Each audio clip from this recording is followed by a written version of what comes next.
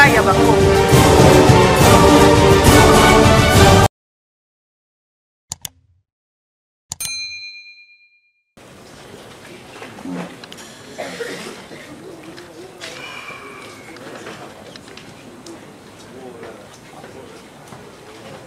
Parquet Olandi Omoko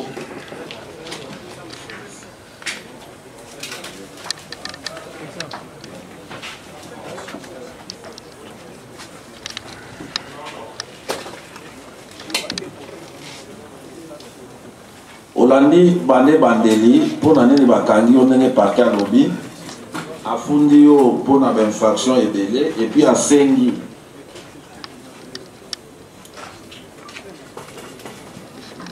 alobi ke yo ozali yo chef de bande de association de malfaiteurs alobi o commettre infraction à vol qualifié alobi o commettre infraction à attentat lapidaire alobi o commettre infraction à destruction méchante alobi o commettre infraction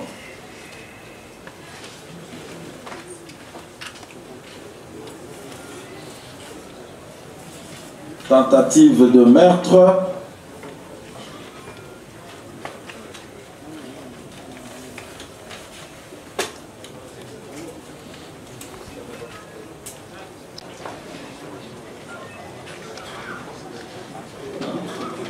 l'audience est soignée répond. Ainsi, Olandi, procès à qui n'a lingala pour Oyoka. Ma campagne lobby n'a peine de mort. Na nyo soana. Ba avocat no ba lobby au sali et l'autre côté. Bati Kayo, Yobo Bokolo Likamolobine. Bon, merci Gigi Poisa. Na nyoso oyo paki azo condamné nga naza innocent na nyoso wana. Naza innocent eza ba infraction oyo natikali kosala te oyo mpe nayebi te. Tribunal ayoki, greffier acté qui a donné la parole et prévenir Ngandongando clame son innocence. Tumba Muswamba, Chidibi Katako Fortina. Kennedy Vanda Tumba Kashala Espérant Kadima Mukendi Emma Olobine Yokin Makamoto tribunal atuni Kennedy Kaya Momoko Mokwana Yo Lobine Paka Lobi ba condamné à mort ba avocat no ba batika yo bino pe mesusu botika li boyo ka déjà question tribunal bozongela te boyo ki amomba la moko Yo Lobine. Merci juge président. Innocent. Ok, tribunal ayoki. Chibidi Katako, Pesaye. Yo Lobine. Na ba accusation na nyoso toi là vraiment ils ont vraiment il y a solo te. Toyoki, tribunal ayoki. Pesa Tumba Kashala Espérant. Olobine. Merci juge président. Na nyoso basami awa kuna biso tolobi vérité na miso ya tribunal. Et liboso ya caméra pour fatia mona ke bakosela biso makambo oza ba innocent na nyonso bakoseli biso tribunal ayoki passe micro na kanda mu ya Robinho Olobine. Merci président. Top moi ba innocent tout moi qui ba innocent. Tribunal ayoki passe nini na kanda Kalombo Cédric. Merci président. Bitumana bango esi na bango na bango biso to yebe loko ata moko te. Tribunal ayoki bozonga Mutombo Bipanga Samuel Moke Silu Papa Mutombo. Yo Lobine ni oyoki makamyo se loba mea Lobine ni ya suka. Oisa malo so même chena mama ya to. Obando samba banda so 4 jours na linga. Loba suka na mukuse menyo mwende shwa ntugu malo so achuma manya oza moto ya moto makamyo so no yebite tribunal yo ki passer micro na Mutombo Bipanga Samuel Moke Sulu Papa. Allez-y Olobine. Merci Nzambe. Merci Nzutu à Ningo Balobi. Et là c'est bon. Olobi? na makambo bafundeli yo nde question olobi nini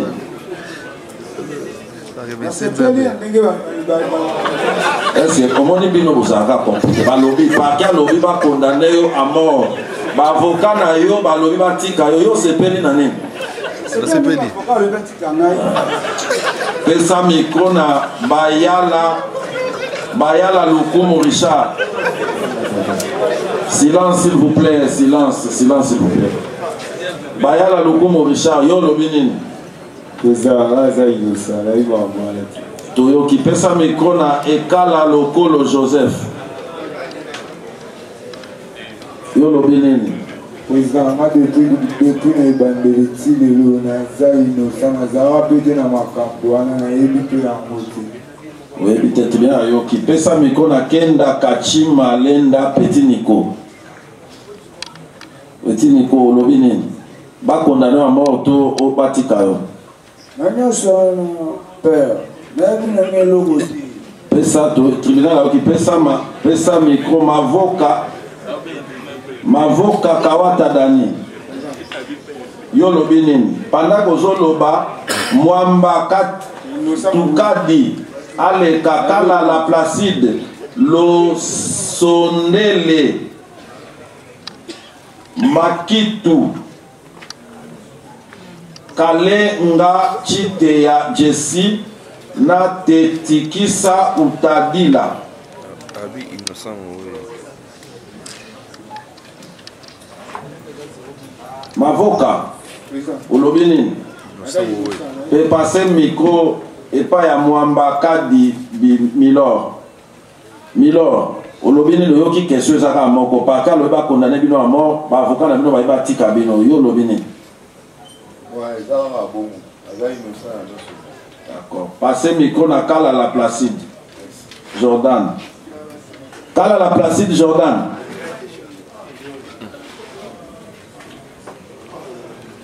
olalaki olobi nini oyoki question ezali parke asengi bakondane bino ya mort bavocat na bino balobi batika bino yo personnellement oyebisi tribunal nini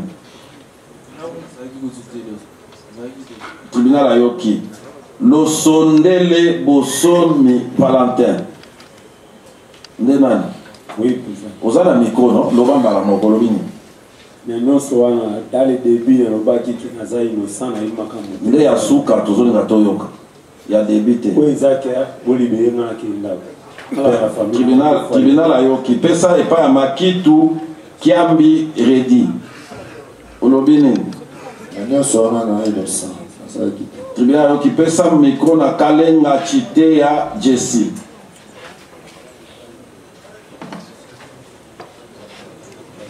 Loba Jesse. Oui, naza innocent. Makamwa naza quitté dans ce ngabo libéré. OK.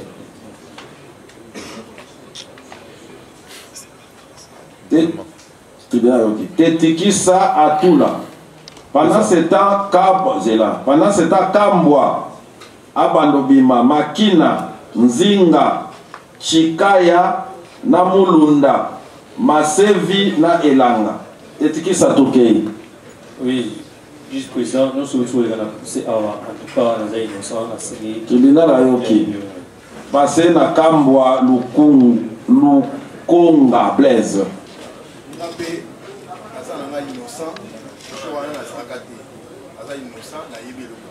Tribunal ayoki passé micro na Makina Ngwisi Serge. Makina Ngwisi Serge. Makina Ngwisi Serge. Yo ozosambolali question ezali parke alobi bakondane yo a mort baavocat na yo basengi totika yo mokokolo likambo olobi nini makambo wana nyonso nayebi pete nazalaki pete tribunal ayoki pase micro na Nzinga Kunga Ludovic olobi nini nazalaki te na mambo wana d'accord passé micro tribunal ayoki passé micro na Chikaya Lukodi Redi oui monsieur le président olobi nini Tribunal ayoki passe micro na Mulunda Kangudia James Mulunda Jires Loba Olobini. D'accord. Passez micro, tribunal ayoki passez micro na Massé Vikamba Magloire. Tribunal ayoki passez micro na Elanga Moussoumani Brino.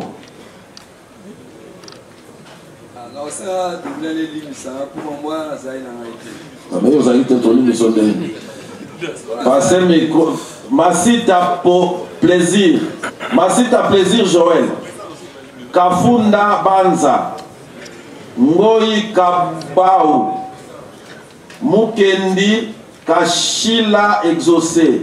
Kabongo Mukeba. Musembe Donatien. Ituli Isamba Remi. Masita Olobini.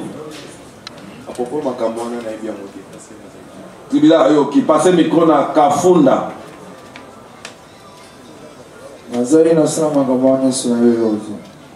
Tribunal ayoki passe micro na Ngoi Kabwa. Bimisa liboko na poche. Tribunal ayoki pesa micro na Mukendi Kashila. Oui. Nazali non namawa et puis na esengo. Esengo eza qui est contribuer na état de droit. Tozali première jeunesse partie au pouvoir au l'équi na procès au ezali public et puis to démontrer en mot que toza purement innocent. Na makamnyo so kwa kize biso awa pour na ngai na ebi eloko moko. Passer micro tribunal qui passer micro na Kabongo Mukeba Deka. Merci Monsieur le Président. Namakamulio Soana, Naïbe Lokote. Tribunal qui passe micro na Musembe Donatien Daniel. Merci Président. Namakamulio celui qui au lobby n'a pas été le monde. Tribunal qui Ituli Akena Zabana Kabamba Panzi Kembo Kabamba Muchipai na banda Bosonge Boso Ange Ituli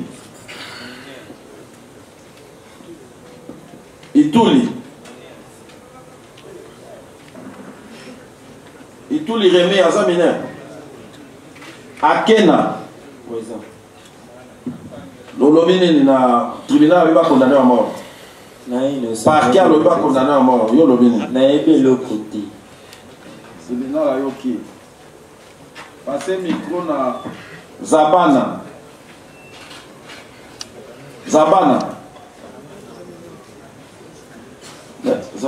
Loba yoki quelque chose à moko loba to kelembama.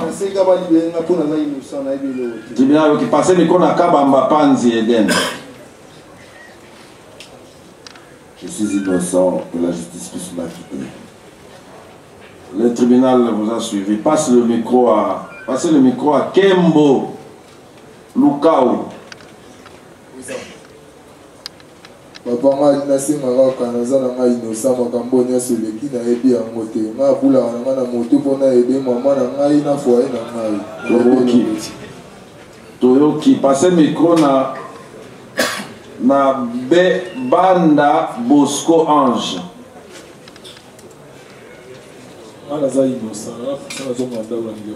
Passe micro na Kabamba Muchipai Paul.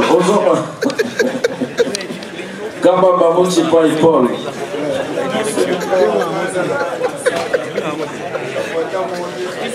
Tribunal ayoki. Silence s'il vous plaît. Silence s'il vous plaît. Kayembe Muchipai Thomas Chamala Kabea Ngandu Mukendi Katerus Kongolo Ngandu Mutu Mulungu Zadi Munzimba Fuku André Muzungu Ndala Grevis Mpianze Nzale Koso Mwamba Isidore. Chamala. Yo lobini. Tribunal parquet le ba condamné à mort. Ba avocat ba batika yo lobini. Tribunal ayoki. Ngandu Mukendi Patrick. Mais son micro. Tribunal a occupé ça na Cateris. Cateris Nkongolo Ibrahim. Présent votre honneur.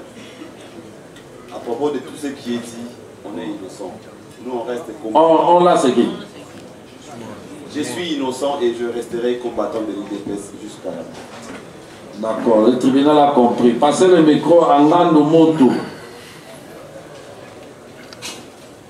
Merci, Monsieur le Président. Nous sommes le Bami, nous avons la fondation nous avons innocent, nous avons le Momoté, nous avons tout Tribunal Ayoki. Mulungu Nzadi Freddy. Olobini.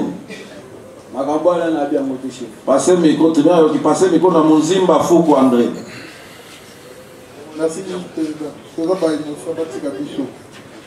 Passez micro, tribunal Ayoki. Passez micro na Muzungu Ndala Grevis. Merci, Président. Naza innocent. Tribunal Ayoki. Passez micro na Pianzale Koso. Na nyoso iliki na innocent. Tribunal Ayoki. Passez micro na Mwamba Isidore.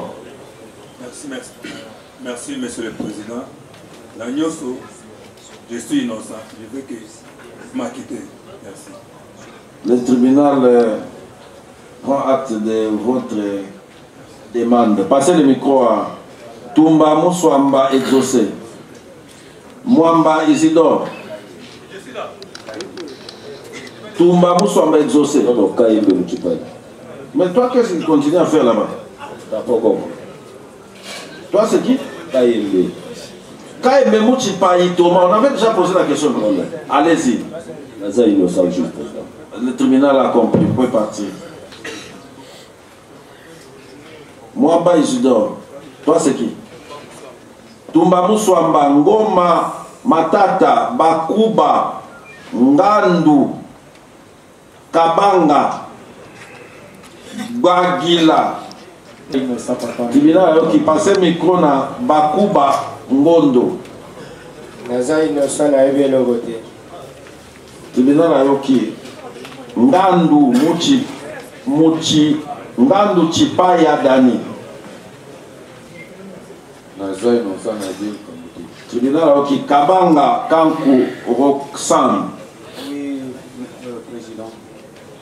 On a aussi un tribunal va accorder la liberté provisoire.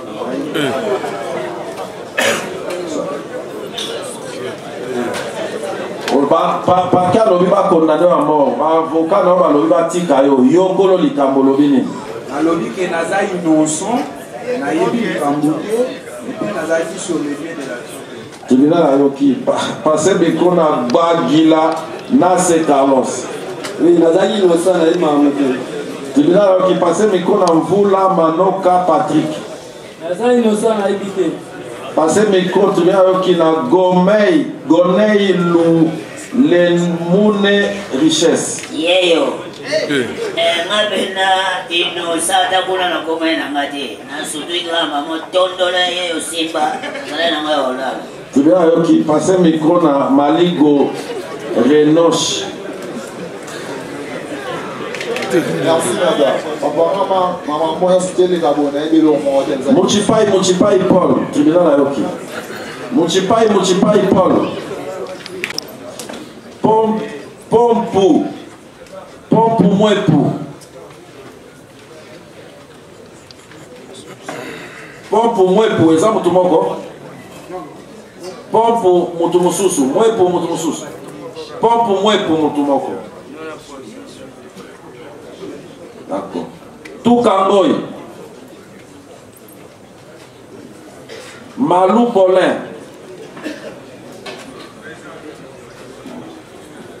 Tumbu Mouswamba.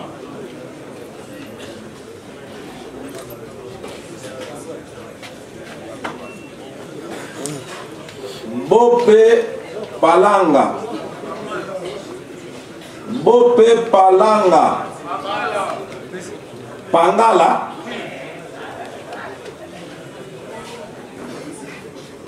Pompo Mwepo. Pesa Pompo Mwepo micro. Paka lobi yo bati kayo. Pour salir le côté yo lobini.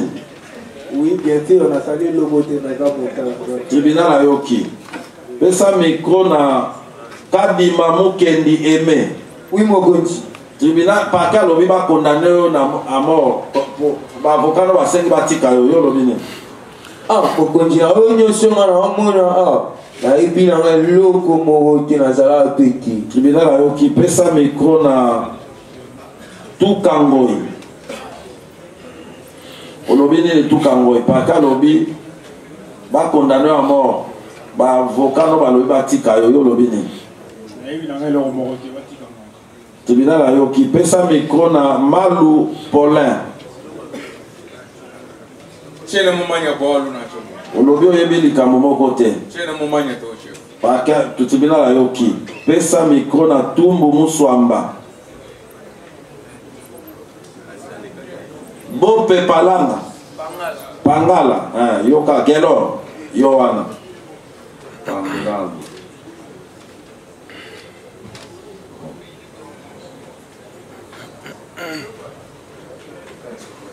Yo lobini.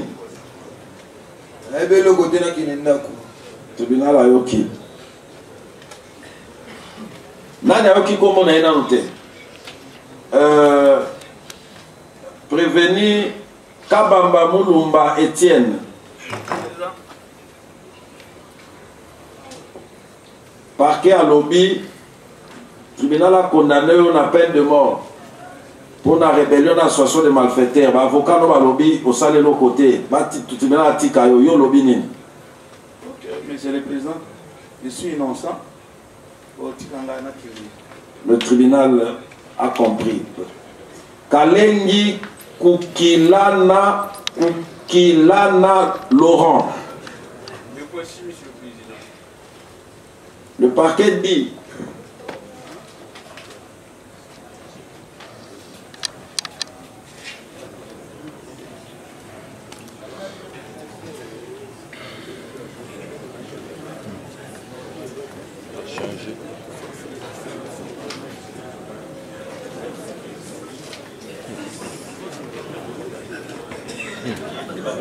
Mais vous avez suivi le réquisitoire du ministère public qui met de côté certaines infractions, notamment l'association de malfaiteurs, en ce qui vous concerne, et il a requis une peine. Vos avocats demandent à ce qu'on vous acquitte. Qu'est-ce que vous-même vous dites? Monsieur membre de la composition, monsieur le organe de la loi, les actes posés par moi dans cette affaire entrent dans la mission qui me sont assignés par les lois et règlements de la République. Par conséquent, quelles que soient les prétendues infractions qui peuvent retenir contre moi, je vous demande tout simplement et je clame mon innocence. Le terme vous remercie. Le terme vous remercie. Nana yoki komo na été. Si.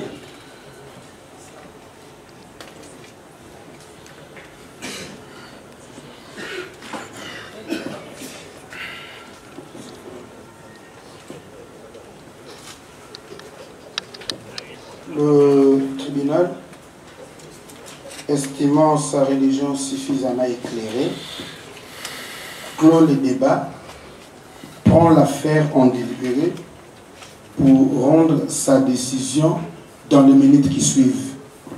L'audience est momentanément suspendue.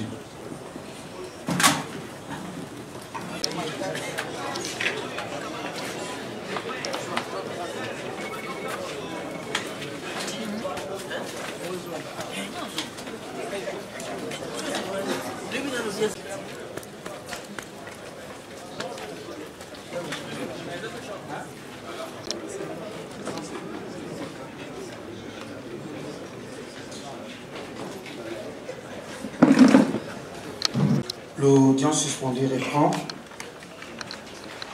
Prévenir pour voter le milieu.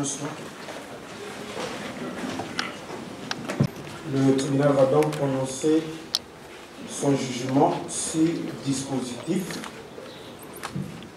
qui est ainsi conçu.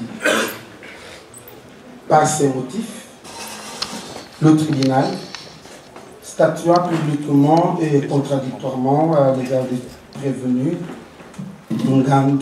Wangandu Keledi, alias Antibar, Tumba Muswamba Pichu, Chidi Katako Fortina, Tumba Kashala Espérant, Kadima Mukendi Emma, Kanda Mouya Robinho, Kamba Kalombo Cédric, Kabamba Mulumba Etienne, Kalengi Kukilana Laurent, Mutombo Bipanga Samuel, Moke Sulu Papa,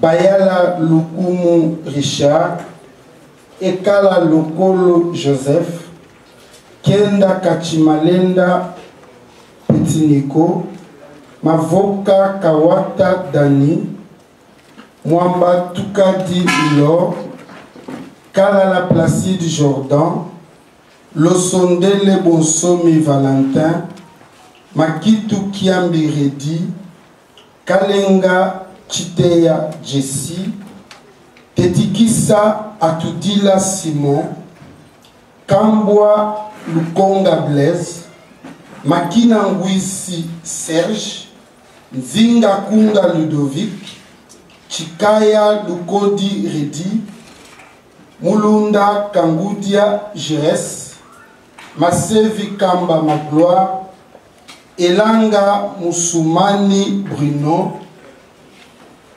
Masita Plaisir Joël, Kafunda Mbanza Jérémy, Ngoy Kabau Kelor, Mukendi Kashila Exaucé, Kabongo Mukeba Deka, Musembe Donatien Daniel, Akena Ngata di Pharaon, Zabana Niadi Kevin, Kabamba Panzi Eden, Kembo Lukau Rexin, Kabamba Muchipai Paul, Banda Bosso Ange, Kaembe Muchipai Thomas, Chamala Kabeya Faustin, Ngandu Mukendi Patrick, Kateris Nkongolo Ibrahim, Ngandu Muntu Joël, Mulungu Nzadi Freddy, Muzimba Fuku André,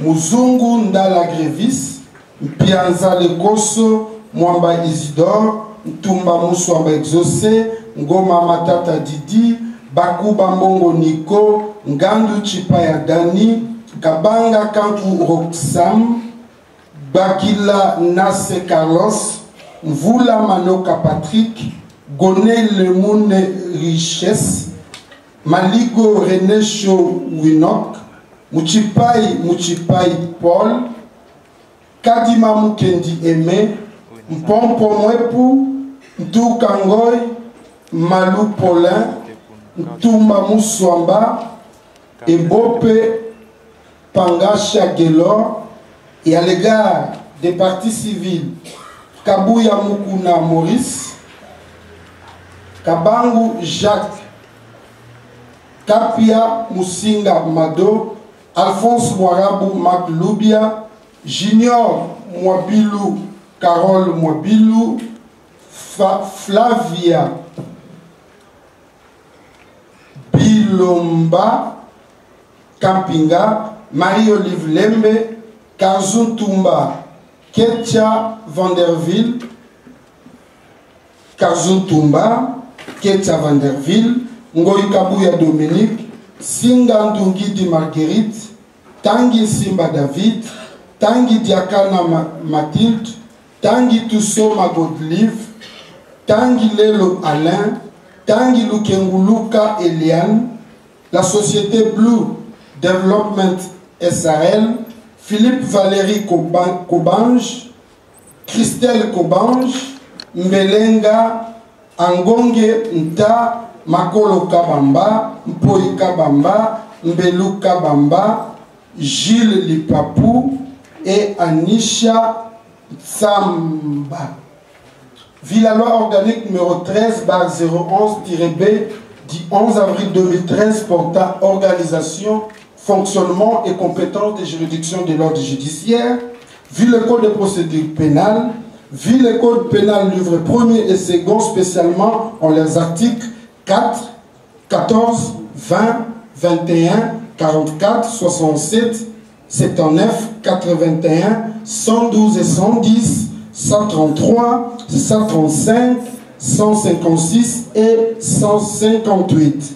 Vu l'ordonnance loi 78-001 du 24 février 1978 relative à la répression des infractions flagrantes, vu la loi numéro 09/001 du 10 janvier 2009 portant protection de l'enfant, spécialement en son article 188, le ministère public entendu reçoit les moyens liés au défaut d'égalité des parties civiles Kabouya Mukuna, Maurice Kabangu Jacques, Kapia Musinga Mado, Alphonse Moirabou, Marc Loubia, Junior Mwapilou, Carole Mwapilou, Marie-Olive Lembe, Karzun Tumba, Ngoï Dominique, Philippe Valérie Kobange, Christelle Flore Kobange, Mbelenga Angongenta, Makolo Kabamba, Mpoi Kabamba, Mbelou Kabamba,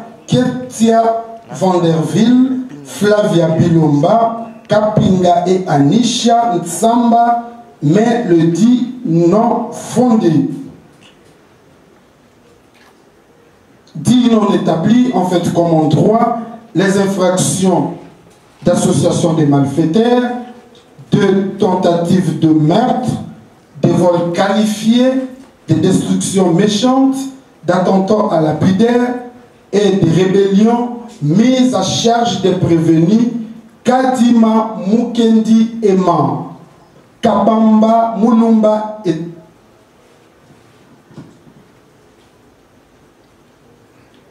Kadima Mukendi Ema, excusez-nous, Bayala Lukumu Richard, Ekala Lokolo Joseph, Kenda Kaishima Lenda Petiniko,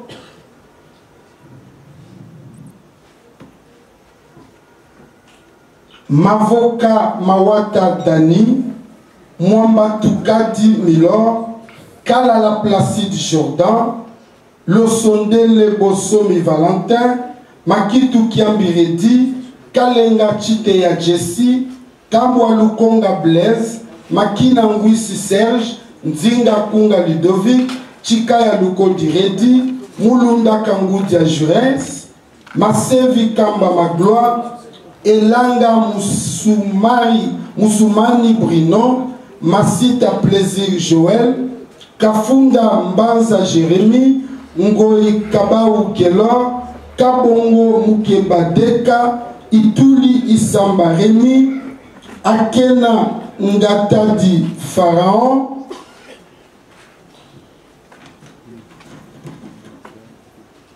Zabana Miadi Kevin, Kembo Lukau Rexin, Kabamba Muchipai Paul, Banda Bosso Ange, Tamalaka Beya Faustin, Ngandu Mukendi Patrick, Mulungu Nzadi Freddy, Muzungu Ndala Grevis, Mpianza Nekoso, Mwamba Isidore, Tumba Muswamba Exaucé, Ngoma Matata Didi, Bakuba Mbongo Miko, Ngandu Chipaya Dani, Kabanga Kanku Roxane, Bagila Masse Carlos, Vula Manoka Patrick, Gonei Lenune Richesse, Maligo René Winok, Muchipai Paul, Malou Paulin, Mbaya Dieu merci, Kadima Mukendi Aimé, Mpompo Mwepu, Tukangoy, Tumbu Muswamba, Bope Palanga et Bope Palanga, Gelor.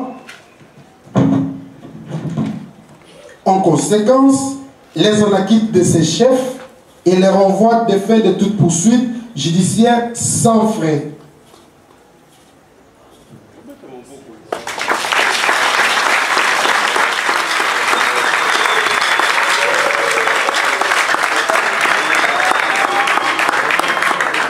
dit non établi en fait comme en droit les infractions d'association des malfaiteurs et des rébellions à charge du prévenu Kabamba Moulumba Étienne. En conséquence, l'on acquitte de ses chefs et les renvoie des fins de toute poursuite judiciaire sans frais. Dit non établi en fait comme en droit les infractions d'association des malfaiteurs, tentative de meurtre, rébellion, attentat lapidaire, vol qualifié et vol avec violence, mise en charge du prévenu Kalengi. En conséquence, l'on acquitte.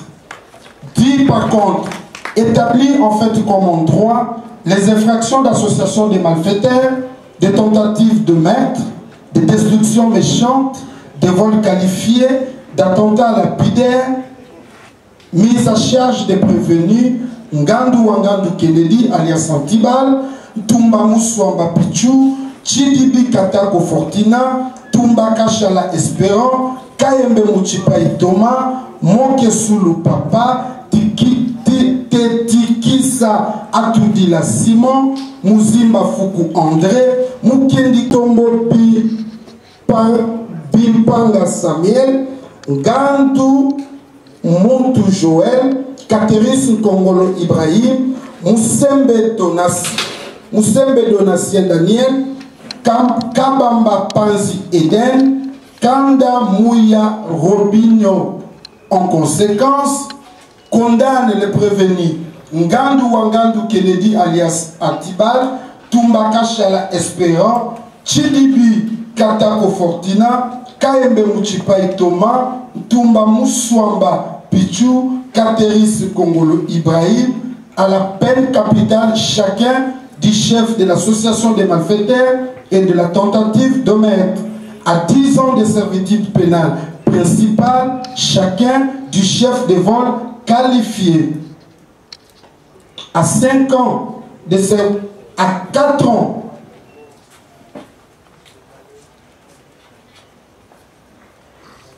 de servitude pénale chacun du chef de la destruction méchante, à 5 ans de servitude pénale principale chacun du chef d'attentat à lapidaire. Dit que ces infractions sont en concours idéal, partant les condamne à la peine la plus forte, soit la peine capitale. Dit établi en fait comme en droit l'infraction d'arrestation arbitraire mise à charge des prévenus Ngandu Wangandu Kennedy alias Antibal, Tumba Kashala Espérant, Chidibi Katako Fortina et Kayembe Muchipai Thomas. En conséquence, les condamne de ses chefs à 5 ans de servitude pénale principale chacun. Dit que cette infraction est en concours idéal avec les infractions d'association des malfaiteurs, des tentatives de meurtre, de vols qualifiés, de destruction méchante et d'attentats à lapidaire à charge des prévenus Ngandu Wangandu, Tumba Kashala, Chidibi Katako, Kayembe Muchipai, Ntumba Mouswamba et Kateris Kongolo. En conséquence, les condamne à la peine la plus forte, soit à la peine capitale. Dit établi, en fait, comme en droit, l'infraction d'utilisation des enfants dans les différentes formes de criminalité mise à charge du prévenu Ngandu Wangandu Kennedy. En conséquence, les condamne à 10 ans de servitude pénale principale.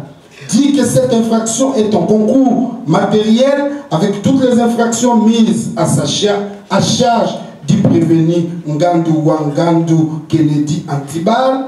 Faisant le cumul, cette peine est étant absorbée par la peine de mort. Partant, le tribunal condamne le susdit prévenu à la peine capitale. Condamne les prévenus Moke Sulu Papa, Tetikisa Atudila Simon, Muzimba Fuku André, Mukendi Kashila Exaucé, Kamba Kalombo Cédric, Mutombo Bipanga Samuel, Ngandu Montu Joël, Musembe Donatien Daniel, Kabamba Panzi Eden, Kanda Mouya Robinho avec admission de très larges circonstances atténuantes dues à leur jeune âge et considérant que ce sont des délinquants primaires et donc sans antécédents judiciaires connus, à 10 ans de servitude pénale principale chacun du chef d'association de malfaiteurs,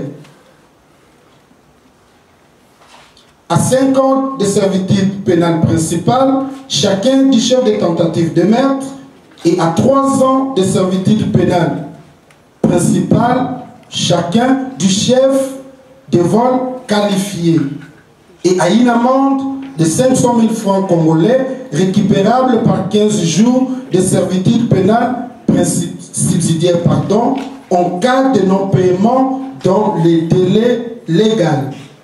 Les condamne également à 3 ans de servitude pénale chacun du chef de la destruction méchante, à 3 ans de servitude pénale principale chacun du chef de l'attentat à la pudeur et à 1 million de francs congolais d'amende chacun et c'est récupérable par 30 jours de servitude pénale subsidiaire en cas de non-paiement dans le délai de la loi. Dit que ces infractions sont en concours idéal. Partant, condamne les prévenus. Monke Sulu Papa, Tetikisa Atudila Simon, Moussimba Fuku André, Mukendi Kachila Exaucé, Kamba Kalombo Cédric, Mutombo Bipanga Samuel, Ngandu Muntu Joël, Moussembe Donatien Daniel, Kabamba Panzi Eden et Kanda Mouya Robinho en application du principe de la plus haute expression pénale à 10 ans de servitude pénale principale chacun et à 1 million de francs congolais d'amende. Dit, établi en fait comme en droit l'infraction de destruction méchante à charge du prévenu Kalengi Koukilana Laurent. En conséquence, l'on condamne de ses chefs à 2 ans de servitude pénale principale et à 1 million de francs congolais à titre d'amende, bien entendu, récupérable par 30 jours de contrainte par corps, de servitude pénale subsidiaire, à défaut de paiement dans le délai légal. Ordonne leur arrestation immédiate. Ordonne donc, l'arrestation immédiate de tous les prévenus, condamnés bien entendu. Ordonne la restitution de tous les biens saisis, sauf les machettes. Et s'agissant des machettes, le tribunal ordonne leur confiscation, et ce, conformément à l'article 14 du Code pénal, livre 1er. Statuant sur les intérêts civils, prend acte du désistement des parties civiles Singandungi, Tangi Tsimba, Tangi Diakana, Tangi Tusoma, Tangi Lelo, Tangi Lukenguluka, voilà, et Gilles Lipapou, dit irrécevable la constitution de la partie civile de la société Blue Development. Reçoit donc la constitution des parties civiles Kabuya Mukuna, Kabango Jacques, Kapia Musinga Mado, Alphonse Moirabou, Maclubia, Junior Mwabilou, Carole Mwabilou, Marie-Olive Lembe, Kazu Tumba, Ngoy Kabuya Dominique, Blue Development. Pardon?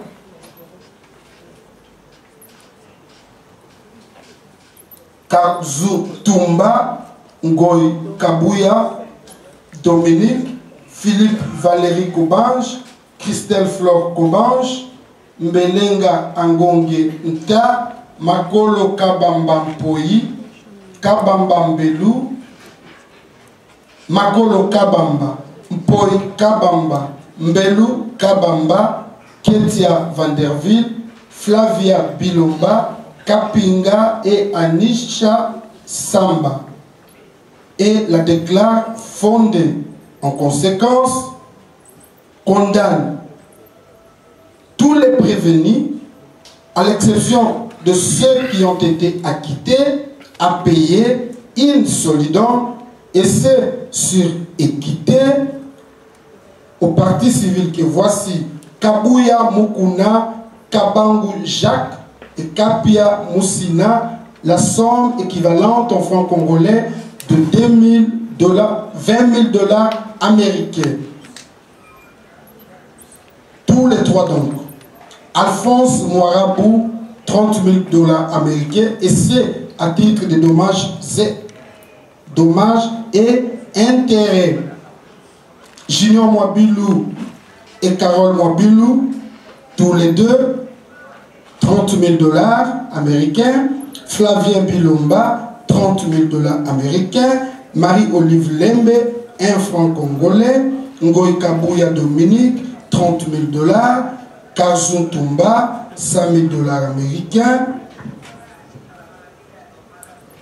Ketia Vanderville, $10 000 américains. Société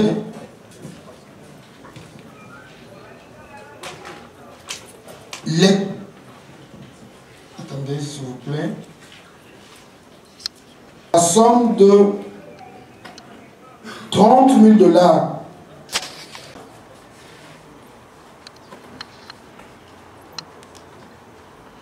Mbelu Kabamba, Makolo Kabamba, Empoi Kabamba, la somme de $5 000 américains. Annie, enfin Annie, chérable par 14 jours de contrainte par corps. Et l'autre moitié à charge du trésor.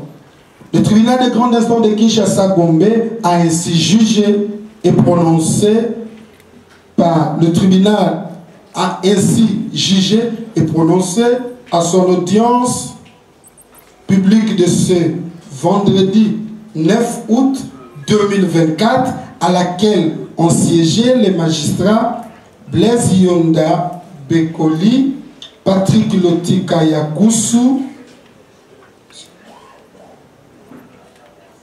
Blaise Yonda Bekoli, disions-nous, Patrick Lotika Yakusu, Fondo et Trésor Malangu à Malangu, respectivement, président des chambres et juge, avec le concours du magistrat Issofa Anga Edmond, substitut du procureur général et de l'assistance de M.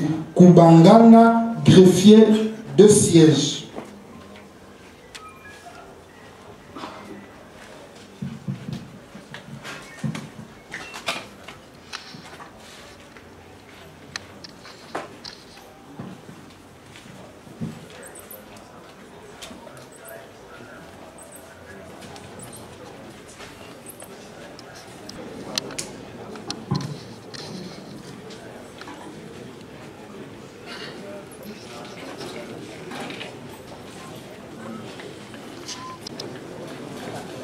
Prendre décision naïe va prévenir bayaki di bosso naïe à qui bazalaki 80 et quelques à salaki disjonction il y a 12 mineurs na bongo a condamné 17 à acquitter une cinquantaine 51 liste des na maboko ya procureur bongo akosala billet pour 51 bao ba ezalaki azalaki te ba ekozwa na parti atikalaki kokoma te tomonaki tina nini te ya kolandela ye. Ce n'est pas parce que mutazo fait partie ya ike de sengelaki te ba ike o ba yaki 45 bakangaki une dizaine balakisaki bango wana le tribunal ekati etumbu biso tosali oyo tokokaki kosala me soki bosepe na décision torendre te bavoka na bino bazali bokomona bamagistrat bazali likolo na biso na nzela ya appel peut-être bakomona bisika biso tosalaki baerreur bakoyeba kokorige me mpo na biso na bino tosuki awa. Merci.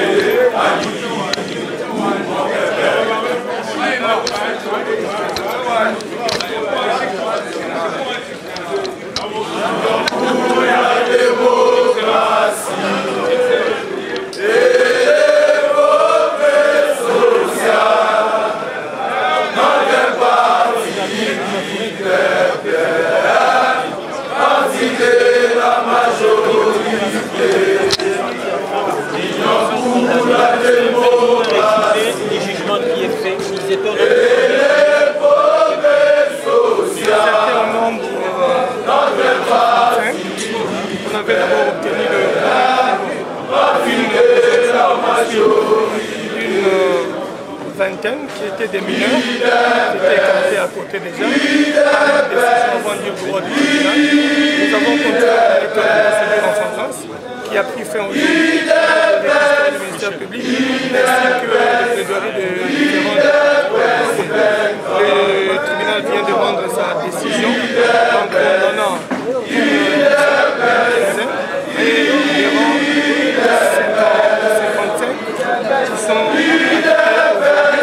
c'est une grande victoire de la défense et nous pensons interjeter appel pour faire valoir leur droit au degré d'appel.